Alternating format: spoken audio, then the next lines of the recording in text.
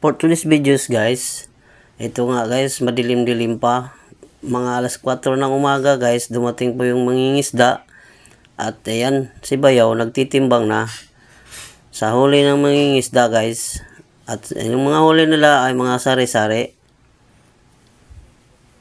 Ayan na, binuhos na ni Bayaw. Pasensya na kayo guys, medyo madilim pa. Pero ayan guys, nagtimbang na ulit si Bayaw. Binuhos naman ulit sa planggana. Mayroon po dito mangingisda guys, dalawang bangka. At ayan ang mga huli nila guys, sari-saring isda. May danggit, may mulmol. Basta guys, marami siyang isda. Mayroon din silang pusit, octopus,